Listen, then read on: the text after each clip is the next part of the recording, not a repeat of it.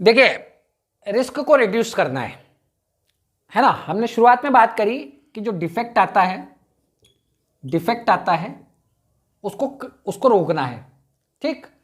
और उसके लिए आप क्या करते हैं, रिस्क का असेसमेंट करते हैं कि इसमें कितनी रिस्क है, उसको आप असेसमेंट करते हैं, उसको रिस्क को आइडेंटिफाई करते हैं, ठीक। और उसके हिसाब से उसके ऊपर आप कंट्रोल मेजर्स लगाते हैं, एक्शन प्लान आप लेते हैं या इंप्रूवमेंट करते हैं, ठीक है ना।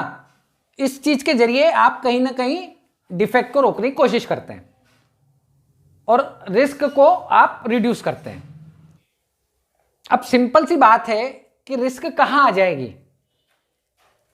देखिए, फंक्शन में अगर कोई फेल्यूर होता है ना, अगर जो प्रोडक्ट है उसका जो फंक्शन है, उसका जो काम है, अगर वो फेल हो गया, ठीक, तो रिस्क है ना। अगर प्रोसेस की किसी स्टेप में कोई ऐसा प्रॉब्लम आ गया जिसकी वजह से प्रोडक्ट का फंक्शन फेल होने के चांसेस हो या प्रोसेस का फंक्शन फेल होने के चांसेस हो, तो वो फेल्यूर है।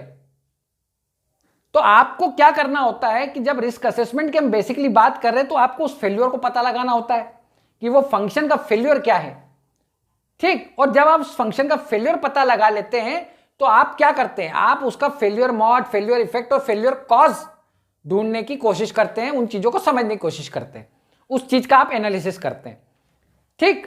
तो ये जो सिस्टम है, ये जो तरीका है, ये कहीं ना कहीं आपको एफएमईए का ऑब्जेक्टिव क्लियर करता है। अगर आपको ये चीज क्लियर हो जाएगी तो आपको एफएमईए का ऑब्जेक्टिव समझ आ जाएगा।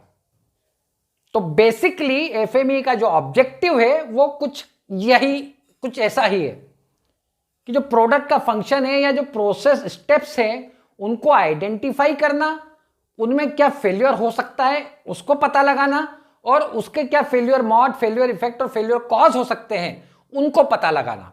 यह बेसिकली एफएमईए का ऑब्जेक्टिव होता है।